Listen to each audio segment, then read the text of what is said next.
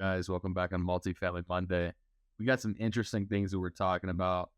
Mike, Ryan, and our awesome friend Lloyd. We're sitting here talking, and I think we've got some great ways that you can overcome some difficulties whenever you're kind of doing multifamily. It can be really tough, and we just decided to put together a list for you guys that is like the common things we've seen that were difficult and kind of how we've gotten past them. So I think you guys are really going to enjoy this one. Welcome back. Yeah, it's going to be a good one. We got a lot of interesting stories that we've experienced, some things that we've faced whenever we're underwriting and negotiating these bigger multifamily commercial deals. So we're excited to get into it and let you know what we've experienced and how we've kind of tried to or have overcome them. So yeah, let's get right into it. Yeah. So first of all, I want to talk about multifamily is interesting because it's very different than selling residential homes, right? Anybody can realistically buy a home, they could live in it, they could rent it out. There's a lot of people that are interested in it. Multifamily is very different in that sense. There's realistically like a very small demographic that's looking at that asset class. So it's like if the majority of people aren't willing to sit in that seat, it's very hard to sell it. But then when you get to sell it, you get an opportunity. There's other difficulties that you, I guess, would run into. Mike, what's an example of that for you? Yeah, I mean, most common one we've seen is what I like to call the Cold War in multifamily. One side wants information, they want to see the financials, they want to have, a full look at the scope of the work, and then the seller is not willing to give that information without an LOI or a proof of funds or SREO to be able to show that they have the one experience, two the money, and three the actual ability to get this to the final closing table. So in my opinion, that's the one we see the most, and really it's just being the mediator in between them, trying to find common ground, just like in Wedding Crashers, the beginning scene where you see them both, the husband and wife, going back and forth, and then you got Paul and myself as Vince Vaughn and Owen Wilson. I'll let you guys figure out who's who, my nose being the one that's probably Owen Wilson-y. But yeah, that's what I've noticed. Paul, what do you think, my man? That's so true. I feel like we're like the guy at the embassy that's translating everything, but also not only just translating, but also trying to keep things calm, right? Because things can get very heated in these discussions. People feel very passionately about what they're talking about, and sometimes these people have been doing it for 30 years or 50 years. This is a lifetime project for somebody, and so emotions can start to flare up. People get super pissed off at each other. They start screaming, and you have to be that third party that's like, okay, guys, hey, listen, you want to sell, this guy wants to buy. Why can't we work out something? It can be that easy. Let's just put something on paper that works for both of us and move on. Like, you got to leave the egos out of the conversation. And I think that's where Mike and I fit in very well. I think that's where Veterans Choice fits in really well, is because at the end of the day, we just want to help. Like, we're purpose over profits over here. So, yeah, Mike, I want to have your, I guess, take on this next piece. So, obviously, the seller a lot of times isn't willing to show their books, their numbers, their financials. Why do you think that is? It's a great question.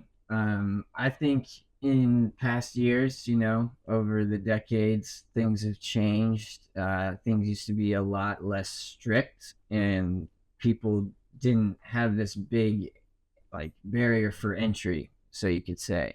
People were a lot more trusting at face value because there weren't a lot of people in this world, in the multifamily or commercial space for a long time. It's like a very niche market, very niche to who is actually doing deals. And now it's become more mainstream and more popular. with Pace Morby, Grant Cardone, let's go that Cody Sanchez, you name them, who's out here doing business buying and commercial properties. So yeah, I mean, for me, I think it's just because it's become more mainstream, and there's not a lot of people that have that financial backing behind them. They're just like, oh, submit an LOI, let me get in there, let me get an idea, and then they waste people's time instead of actually pushing the needle forward and getting deals done. They're just stopping somebody from doing it. But that's my opinion. I'm not an expert in any way, we're still grinding it out and finding it. We do have some amazing stories that, Paul, I'd love you to dive into a little bit. Give us a little experience of what we've went through, like how about our first deal, the one that we really love talking about? Go ahead, let's talk about it. All right. So I just want to say one thing: buyers are liars and sellers are worse. I swear to you, both parties are going to try to get the upper hand. It's just human nature, but I think it's hilarious. That's one of my favorite sayings. So, one of our very first deals in multifamily that actually gained some traction, um, we essentially got this deal right before we went to a conference, right? And Mike, Bakari, and myself were super excited. We're like, all right, we're going down to this big conference. It's called Squad Up Summit. It's being hosted by these guys that we really, really rock with: Pace Morby, Jamil Damji, the Sub 2, the Astro community, all these amazing people. And we're like, all right, we got all these deals. You know, I think we could really find a buyer for them. We just got them in. We just established this great new relationship. So we get down there, we pitch the deals to these guys, and we're sitting across from a guy named Jason Park, and he looks at the numbers for the deal, and he says, "No, next. What else you got?" And we were like, "But we came with these deals. We had this, but I don't." He's like, "What else you got? Like, what's your next deal?" And then we look at it. He's like, "Okay, those numbers make sense. I think we could work something with that. Let's dive deeper into that." And we had a revelation while we were down there. There's really two types of people: people that get warm and fuzzies, they get super excited about the transaction, they're led by emotion. And then there's people that are driven by the numbers and nothing else really matters. And Jason Park was a phenomenal example of that. He cut right to the point. He was like, let's not waste each other's time. Let's not stroke each other's egos. Let's just see if the deal works. And if it does, we can continue to talk. And I think that was a revelation for us. It kind of changed our perspective on how this game should be done. And I think we're having a lot more fun with it since then. Oh, absolutely. Yeah, he kind of woke us up to what the big leagues really looks like. That's for sure.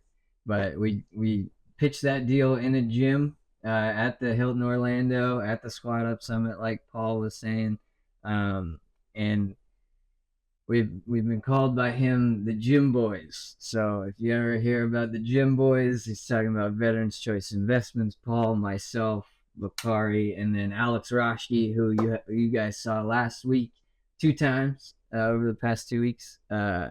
And that's really where our bond and friendship started, and where everything in our commercial side really blossomed from. So it was really cool. We can't wait to eventually get a deal done with Jason Park, which might be coming to fruition sooner rather than later. We can't really talk about it too much, but got a lot of good things cooking in the background here. So, Paul, speaking of background, I hear we're going on some trips here soon. So where's our next one we're going on?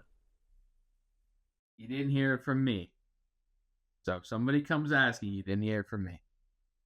I think we're gonna be Dallas at the end of March. All right, I think we're gonna do something big. I can't speak on it too much just yet, but just know that we're about to be doing something really big in Dallas with the whole community. We're super excited about it. So clear your schedule for March if you can. I think it's going to be towards the end of March. Come see us out in Dallas, Fort Worth, baby. Absolutely. Yeah, and we'll be a couple weeks from now. We'll be going to Montana. Paul, myself, my significant other, his wife, and his baby Mila will be joining us too. Courtney and Mila, can't wait to see them. But we'll be in Montana for community camp, so we'll be trying to make some really cool content out there. You know, using all the nature and the backdrops and everything. And then we will be in Boston at the end of October for Halloween for our immersion in our second owners club retreat. So we're very excited about that, and we're hoping to have our behind the scenes gentlemen, Ryan Lloyd and Sebastian Zarati, shout out to them, our two editors. Hopefully they will be with us in Boston, being able to be on a camera, getting some really, really cool stuff for us. So that's in the works. So yeah, that's really all I got for the people today, Paul. So I don't know if you had anything else, but if you do, hit him with it, brother. Guys, go out there and kill it. Make your dream a reality. The only person that's holding you back is you. So you got everything it takes to get this stuff done. We believe in you. We love you. If you guys ever need anything, we're here for you. Like, comment, subscribe, all that YouTuber stuff. Get us some traction. If you guys want to hear about something new, you guys want us to talk about something, maybe you have questions, feel free to drop them in the comments. Drop a DM on us. Drop a comment under one of our videos, and we'll do our best to answer it and get you guys the content you're looking for. Thank you, guys.